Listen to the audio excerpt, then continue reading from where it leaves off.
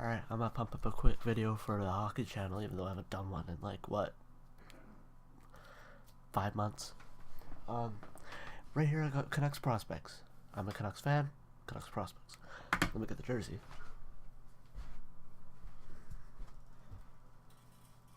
I made this a few years ago.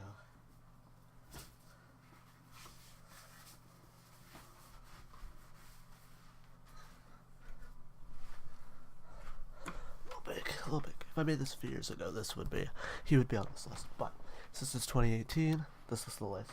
I'm missing a few players. I know Jet Wu's not on this list. I wrote down Paul Moo and then put the line. And I didn't want to erase the line because I would probably erase some of that, right? But it pains me because I just erase it, do it all over again. I didn't want to do that. So, Jet Wu should be on this list. He'd be. These are rank. You could read. Ranking's a little bad. Stuff in red is the stuff that I want to talk about more, and stuff in green is kind of just like just flow through it. That's why all their names are in green. The 1 year in red. I really debated putting that in red because you'll levy, but yeah. All right, let's start at the top. Elias Pettersson. He will definitely be either an elite or a top 6 talent, and yes. I did some calculations with his points in with his point totals in vaccine with the Lakers. I don't have them on me right now, I don't believe.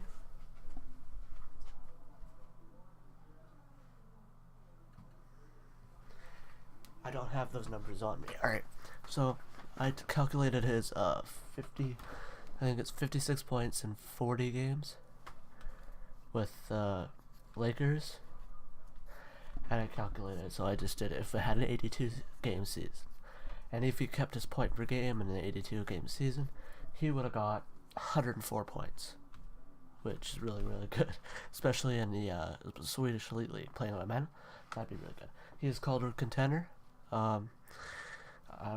That kind of debate because I only got like really one with the Calder, but yes, he will definitely challenge for the Calder most likely this year. It's gonna be a tough race, especially with Sveshnikov, Dahlin, Middlestad on the list, but I think he might be able to pull it out. He's got to play on the right line now. If I were the Canucks, I'd play him with Virtanen, and that space is kind of open for the left wing on that one. I'm thinking Leipzig, but a little high to put him on the second line. He's been in 2017, and I have him ranked number 1, the rankings. I'd rather do a pyramid for that. I might do a whole nother video for that. But right now I have him ranked at number 1, which is respectable. Jonathan Dahlin. Man, he put up some good points in the Youngstars game. He got a goal, 2 assists. Pettersson got 2 goals. He's a top 6 talent. Depends on what you do. If you play him center, he's going to be top 9. But I believe if he pans out, him and Pettersson pan out, he will be the lower skill. I don't want to say lower skill because he's got all the skill in the world. But him and Pettersson and Besser are on a different level. They're both elite talents. And Dahlin would be he wouldn't be elite talent, but playing with them, it's like Kucherov and Stamkos with Nemestikov, except a little bit worse on the Kucherov and Stamkos, but Dahlin, he really suits up with Nemestikov. He will definitely turn into a Nemestikov type of player. Hopefully we don't trade him for because you want to keep those two. Those two can put up points. They did well with Cole Lind during the Youngstars games, but you don't really want to take that into effect because it's Youngstars, and Winnipeg's prospect. Not saying they're bad, but Winnipeg doesn't have that much prospects. All of their prospects have already either made the NHL or are elite players already, like Line A, Ehlers. I wouldn't say Ehlers elite. Trouba, Hellebuck. He could contend for the Calder, depending on when year he comes in. Not next year. If he comes in this year, he's not going to be able to contend. Depends on who gets the most amount of points of those two. He could come in this year, maybe. I'd bring him in. If I bring him in, I'd bring him in for like start of the season, playing on the second line with Pettersson and Virtanen. Better. He was picked 49th overall 2016 by the Ottawa Senators, and I have him ranked 4th. He's a little lower, but he's kind of one of those top-notch players. Adam Gaudette, top 6. I would have put top 9 on there, but he's going to be our third-line center, definitely. He's going to be our third-line center, most likely. You could play him a little higher, depends on what we do with Horvat, but honestly, I'll put a top 9 there.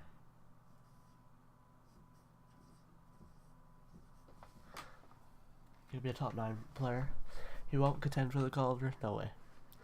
Adam got he might be able to put up the points, but he's also got to play a whole different game if he wants to do this. So if he wants to contend for the Calder, he has to put up a little bit of a physical game. He's got to get pressure in on their zone. He's got to do a lot of bigger stuff to do it. He's picked 149th overall in 2015. I have him ranked 6th, which I'll get to that after. Olli Levy. Top 4 to top 6. Top 6 I don't want.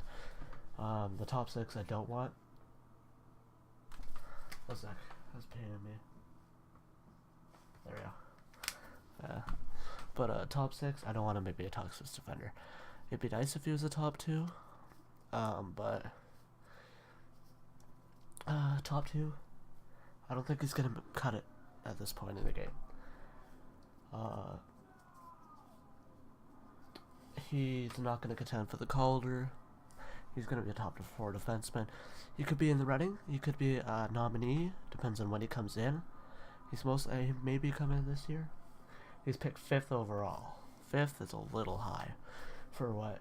Especially, we could have took Sergachev, even though Sergachev was a little down the board, and now it would be respectable. But 5th is a little high for Levy right now. I would take Quentin Hughes' selection here.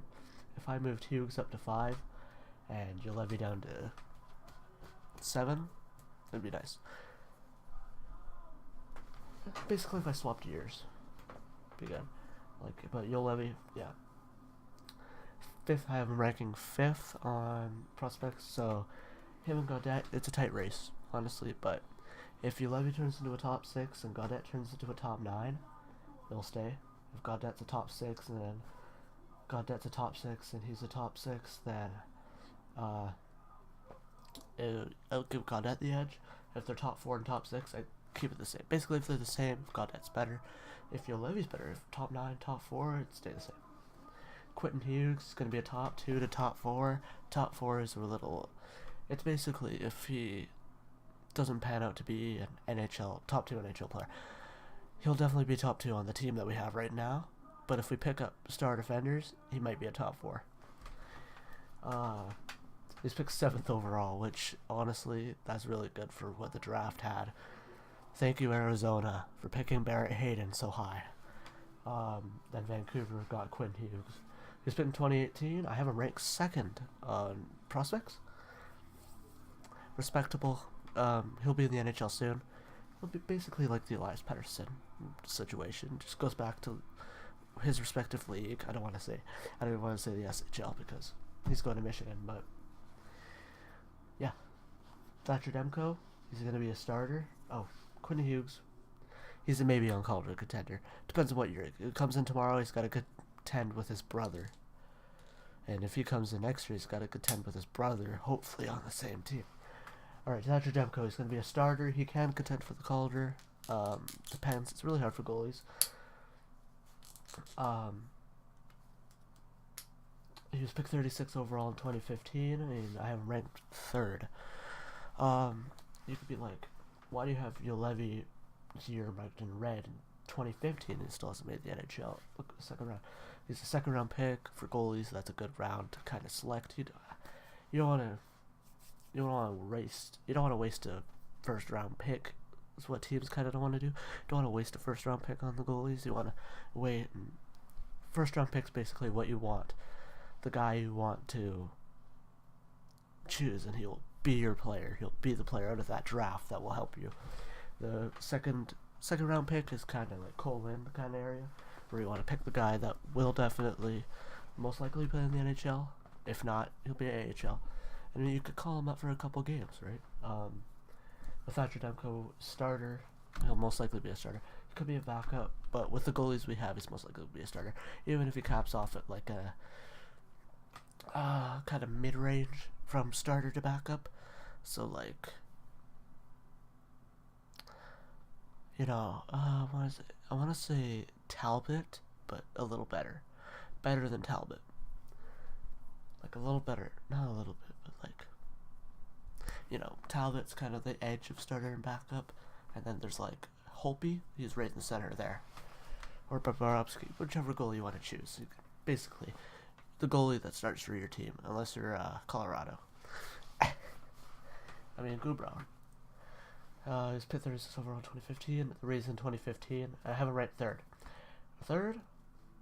You could put Dully in third, and then put Demko fourth, and I'd be okay with it. But third is because this guy, he's our most likely going to be our top forward in the future.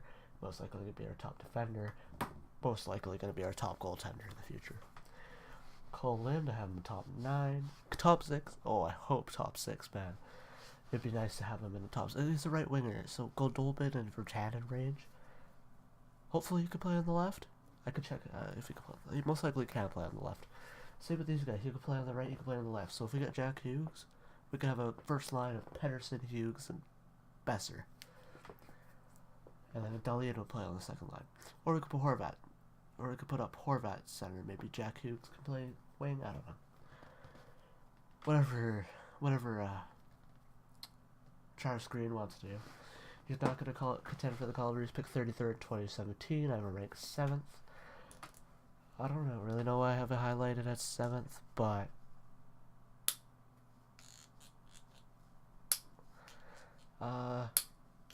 maybe, yeah, if I put Jet Wu in there, he might be 8th. Depends. Jonah Gadjevich, I hope I spelled that right. Top 9 player, not a Calder contender. He's picked 55. Boom bust pick is what you want to do. A boom bust pick, right? He could turn into a top 9 forward. He could put up about 20 to 30 points a season, and he could be solid for us. 55 overall in the draft. Picked the 55th overall selection in the 2017 draft.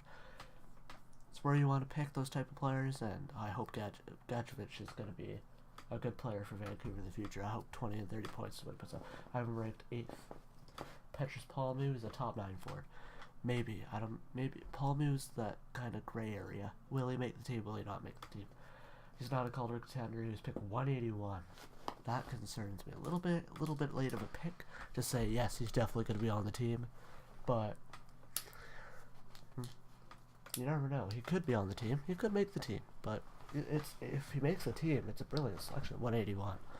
But if he doesn't make the team, it's still, hey, oh, Palmer didn't make the team. It's like, but hey, we picked him at 181. It's kind of where you want to pick your gray area players. And I hope he makes the team. He looks like a great player. I didn't really see him that much in the prospects game. I was kind of paying attention to more of these guys. Those guys up there, Yolevi. I was trying to pay attention to Yolevi to see how he was doing. I have him ranked 9th. He was picked in 2017.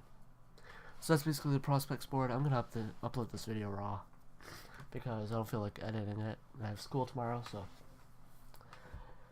those are the players. Those are potential. That's if they're a Calder contender or not. That's what round or what position they're picked. If I had to redraft these players and I got to choose where if I said, hey, I'm gonna pick this player, and I got any selection in the first round or whichever, Pedersen, I'd definitely pick 2nd or 3rd, even in his draft. You could pick him ahead of Nolan Patrick. He doesn't make the NHL immediately, but he looks like an all-star. Dahlian,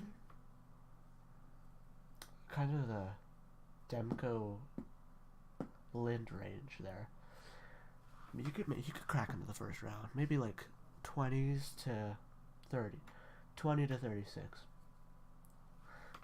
149 for Gaudette. Yeah, boom bust pick kind of area, you know, a little down from the head of 181, but it's still in that area. I mean, 2nd round, I don't really want to take boom bust for the edge, but Ulevi. Oh boy, Ulevi I'd pick 10, 7 to 10. 7 to 10 range around here. Quinn Hughes, 7's fine. 7's fine. He could, yeah, I'd pick him higher, definitely, because dropping one spot, because Barrett Hayden moved up, and yes, Barry Kotkaniemi. If it went Dalin, Sveshnikov, Zadina, Kachuk, 1, 2, 3, 4, he'd go 5th, so he'd go to Arizona. But Montreal was like, hey, we're gonna pick a center. So Kotkaniemi moved up. Arizona's like, hey, we're gonna pick a center. Barrett Hayden moves up. Quentin Hughes dropped down, and Zadina, surprisingly.